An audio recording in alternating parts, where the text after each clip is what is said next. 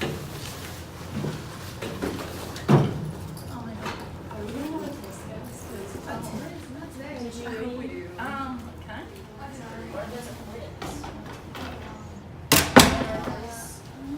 morning, guys. Good morning. So today in health education, we're going to be talking about miscarriage, specifically the symptoms and the definition and some of the risk factors that may put a woman at a higher chance of having a miscarriage. So we'll take roll and we'll go ahead and get started. Monica. Here. Alicia. Here. Becca. Here. Reagan. Here. Alexis. Here. Okay, so now that we're on, I'm going to start class a little bit differently. If you're willing to share, has anyone in the class been affected by miscarriage? If you have, if you would please raise your hand. See, a lot of us are affected by miscarriage and you probably didn't even realize it. I wanted to put this disclaimer out here for you all. Miscarriage is a very sensitive topic that should be treated with the respect and the maturity that it deserves. Any inappropriate or immature comments or statements will not be tolerated. So I know that many of you have never had a miscarriage, but as we've already seen, a lot of you know people who have, and you may know someone who will have one day. So I want you guys to treat this topic with the respect that it deserves and answer questions seriously. To get started, does anyone know what the definition of a miscarriage is from your reading? One of them is a big man. Broadly speaking, Reagan, yes, but let's try to get a little bit more specific. To be diagnosed as a miscarriage, the pregnancy must be lost before what week of gestation? Does anyone remember? I think it's 25 weeks. That's not quite the answer that I was looking for. Does anyone else want to take a stab at it? Alicia. The correct answer is 12 weeks, which is considered an early term miscarriage. However, miscarriages can occur in later trimesters from the 12th to 24th weeks of gestation. Wow, Alicia, you paid really close attention. Can anyone name a synonym for miscarriage? Alexis. I know the answer to this. I think it's spontaneous abortion. My sister had one a miscarriage a few years ago, and this one popped up when we were doing research about it. That is the correct answer. I'm really sorry to hear about your sister, but she's not alone. Miscarriage is much more common than most people realize. How common do you guys think miscarriage is? Alicia. I would say around 5% of pregnancies end in miscarriage. That's incorrect. However, that is the average answer that most Americans give. The real statistic is that losses such as miscarriage account for approximately 50% of conceptions. Professor Smith, would you mind giving me the name of that article? It sounds like an interesting read. It is actually a really interesting piece. It's the Bartos et al. Piece in 2015. It's called A National Survey on the Public Perceptions of Miscarriage. I just can't get over that number. I never knew so many women actually went through that. It is extremely common and even normal for a woman to experience miscarriage. That's why it's so important for us to have this conversation. Quick fact though, did you all know that some researchers attribute miscarriage to a woman's body oftentimes recognizing an early stage fetus as a foreign object that the immune system has to defend itself against? Wow, seriously? That's kind of sad. The body just rejects the baby like that. Unfortunately, yes, Becca, it is. Okay guys, now that we have defined what a miscarriage is and we know it both broadly and specifically, we're going to now talk about some of the symptoms of miscarriage. And I just want you to know that not every one of these symptoms will occur. Some women may only experience one, or some may experience all of them. It just all depends on the person. Can anyone tell me what they think a symptom of miscarriage might be? Monica. Maybe stomach pain. Yes, that is one of the many main symptoms that women have. More symptoms could include like pain in the lower back or fever. Can anyone else give me another symptom? Alexis. I actually heard that bleeding can happen when a woman is going through miscarriage. You guys are doing a really good job guessing these symptoms. And I want one more of you guys to take an attempt at this one. Come on guys, one more guess. I'll give you a hint. The woman may not feel well. Oh, she might feel sick. Kind of, the answer I was looking for is weakness. Like she may feel weak. There are a few more symptoms that might not be so obvious. Alexis. Is it true that a woman could lose the feeling of being pregnant? Yes, that is one of the lesser known symptoms, like the absence of morning sickness. And like I said, that's one of the lesser known symptoms of miscarriage, and not a lot of people know about it. And I'm gonna ask you to list that one on the exam. Also, I think that some women may actually experience passing of the tissue through the vagina. I also read that a symptom that people may not be aware of is when the fetus gets a slow heart rate. Good job on getting these symptoms right, guys. So now we're going to talk about some of the risk factors that put women at a higher risk for miscarriage after we take a second to review the material. One of the most heartbreaking experiences a woman trying to have a baby may face is miscarriage. Miscarriage is defined as the loss of a pregnancy before 20 weeks gestation. About 1 out of 5 pregnancies will unfortunately end in miscarriage, and the most common time for miscarriage is in the first trimester. The most likely causes of miscarriages are genetic mutations and chromosomal abnormalities, which account for more than half of all miscarriages. The good news is that these problems are less likely to recur and cause recurrent miscarriages. Other causes include maternal health issues, such as advanced age, immunological and endocrine diseases, uterine disorders, obesity, and environmental influences, including infections, drugs, smoking, or drinking. The signs of miscarriage are different from those of early pregnancy. In early pregnancy, it is normal to have some light spotting and mild cramping during the implantation of the fertilized egg to the uterine wall. This bleeding is completely normal and is actually relatively common. The signs of miscarriage are heavy bleeding and strong uterine cramping. If either of these symptoms is experienced, you should contact your physician. The American Society for Reproductive Medicine recommends beginning a workup after having 2 miscarriages to check for other treatable causes. A lot of women worry they might have done something to cause their miscarriage, but the truth is that working, stress, anxiety, exercising, and heavy lifting do not cause miscarriages. Certain lifestyle choices may reduce the risk of miscarriage in future pregnancies. By not smoking, limiting alcohol use, and maintaining a healthy weight, a woman's overall chance for a healthy pregnancy outcome can improve. It's normal to be anxious and frightened after a miscarriage, but most women go on to have healthy and successful pregnancies in the future.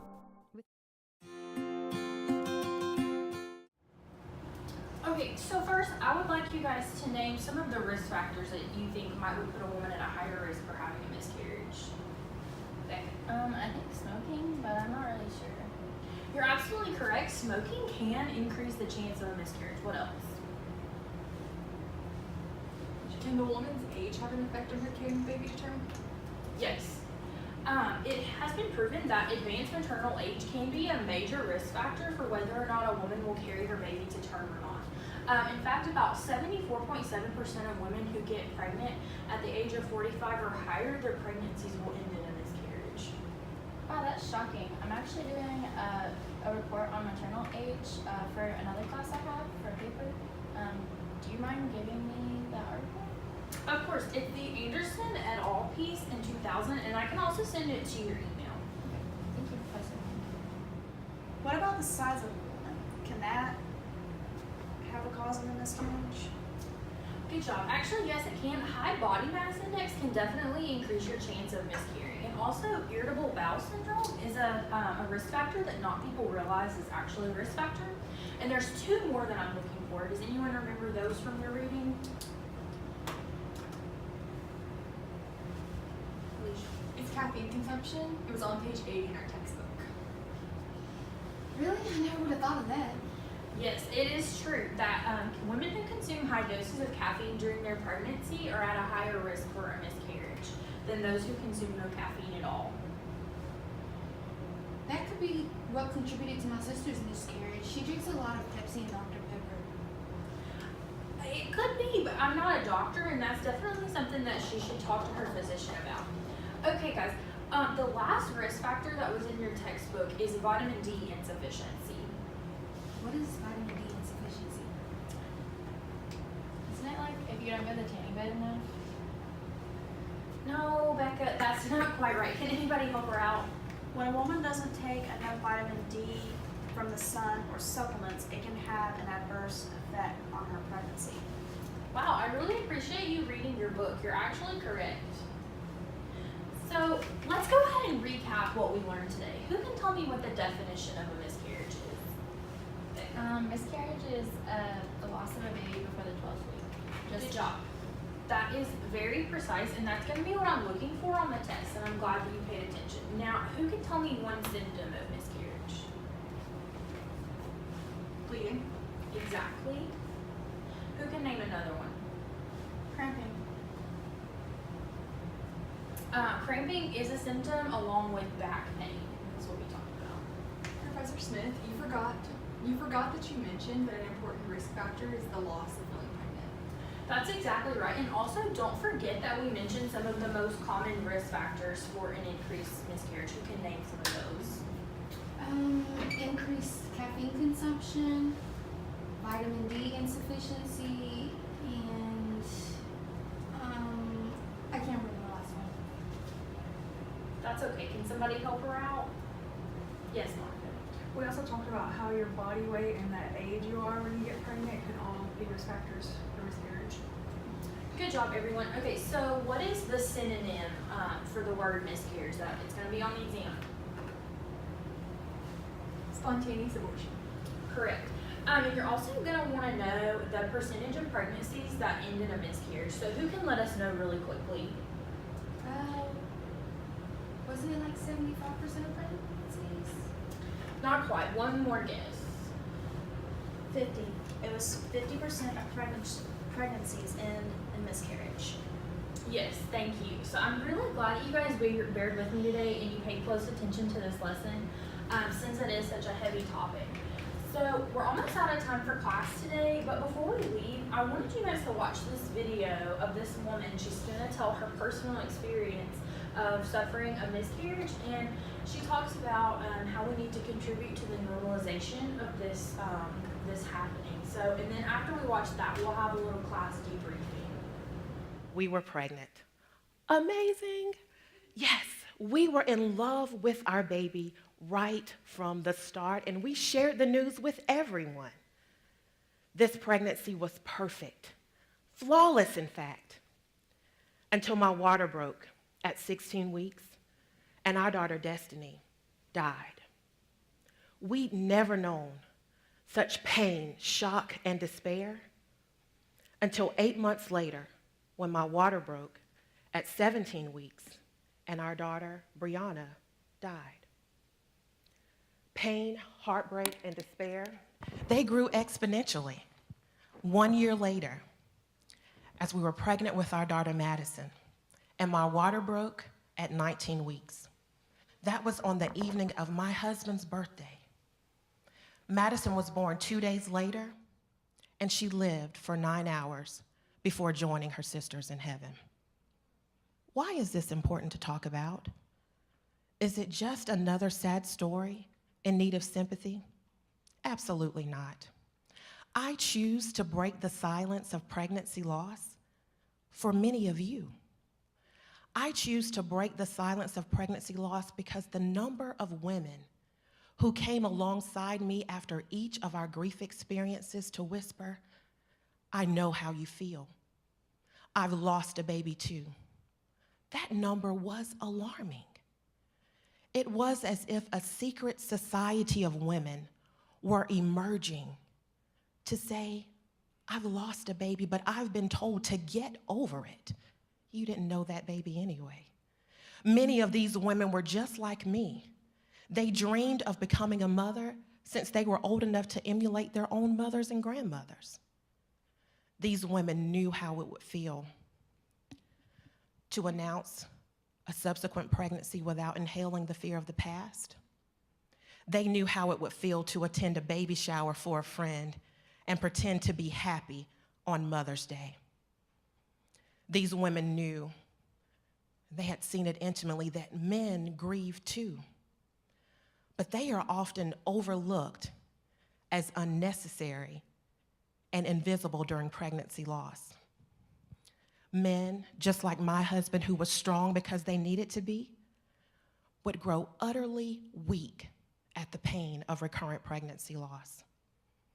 Men like my husband, who has a rich and distinguished voice, would grow utterly silent as they were commissioned to be strong and take care of your wife, but never acknowledged as a grieving father. And many men, like many of you who may be full of faith, would be full of questions, even anger to God as to why this happened to us. Oh yes, men grieve too. These women help me understand how those well-meaning but less than helpful cliches like, you're young, you can just try again, or at least, anything, at least you didn't know the baby, or my personal favorite, God needed another flower in his garden. Don't say that one. Just leave that one out. I choose to break the silence of pregnancy loss because what you give voice to has the power to change your life. But what you refuse to confess, you will never conquer. And what you openly acknowledge invites instruction. Let me show you what I mean. A few days after Madison died, I blogged about my to-do list for the upcoming day. 2 simple tasks. Pick up Madison's cremains from the mortuary. There she is. And to find the expert who could help us end our recurrent pregnancy losses. Within hours, I had an email communication from Michelle in California. She was part of the women who knew the pain of pregnancy loss. She broke her silence, shared instruction, and I followed those instructions to a T. And because of that, there's our son, Christopher Ethan. His arrival was the angelic refrain to the painful melody we had lived in the past. And here's our son, Israel Grayson, stillborn at 38 weeks due to a cord accident. And here's our son, Benjamin Evan, born in 2013. Now, if you're counting, I've given birth to 6. My husband and I parent 2. I choose to break the silence of pregnancy loss by boldly, passionately, and intentionally saying the names of my beloved children, Destiny, Brianna, Madison, Ethan, Israel Grayson, and Evan, because I am not a victim of pregnancy loss. I choose to break the silence for you because I understand the power of broken silence. I break the silence to free you from the shame of pregnancy loss, to be a voice of hope and advocacy for those who grieve. Ultimately, what you refuse to confess, you will never conquer. But what you openly acknowledge invites instruction, and what you give voice to has the power to change your life. So today, I have a question for you. Are you silent? Is it about pregnancy loss or some other issue? Will you break your silence today? Ultimately, I choose to break the silence on pregnancy loss because I am not a victim, I am a voice, because being silent helps no one. Thank you.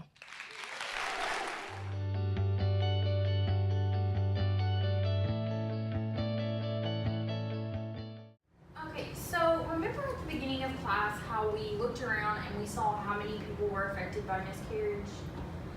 Would anyone feel comfortable sharing a personal experience that they had with miscarriage?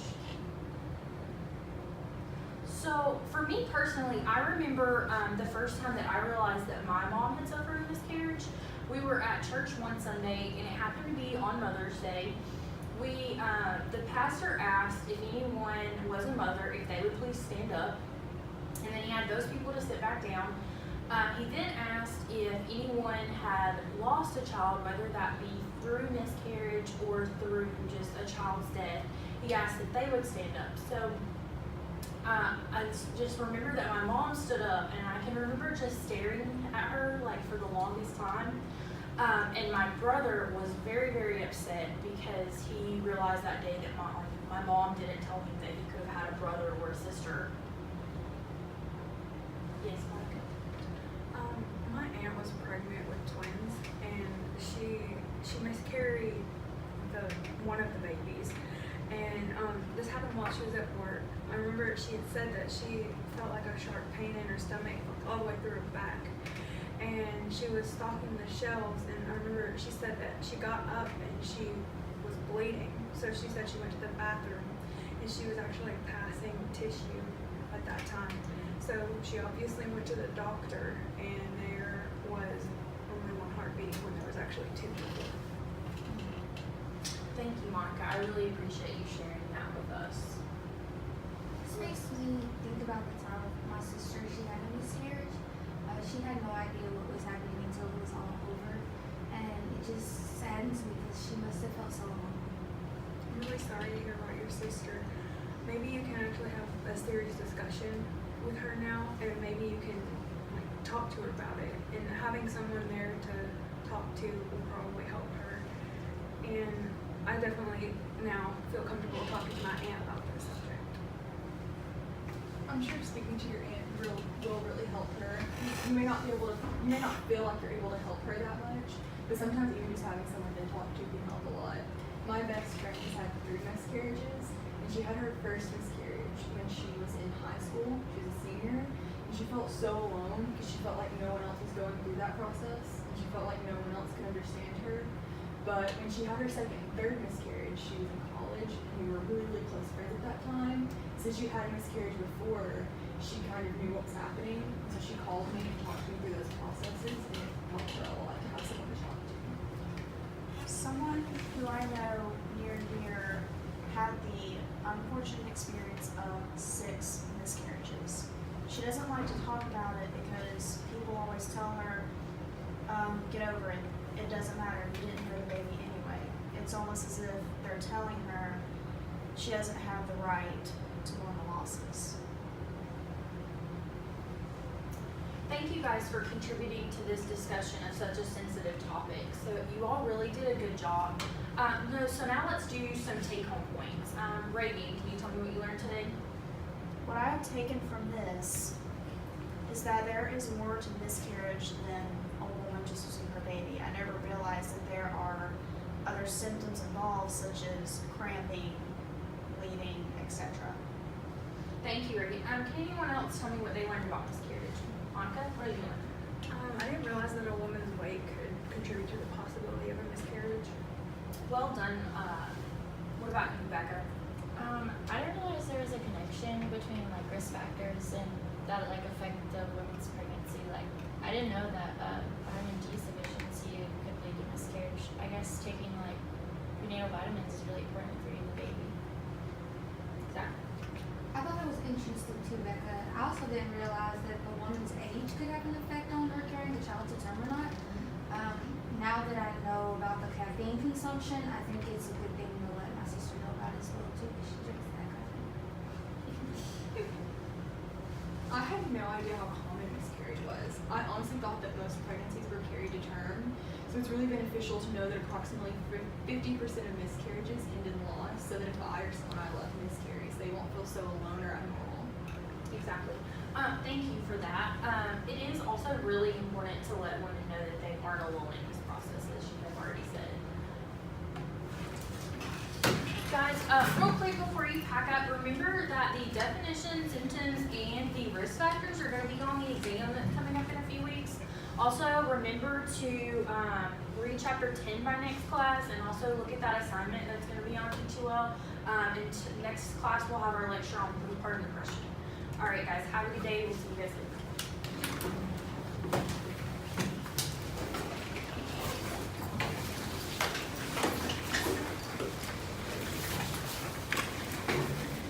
That was like really actual good lecture, wasn't it? It was. I really enjoyed it today. Do you mind like studying with me later? Yeah, cool.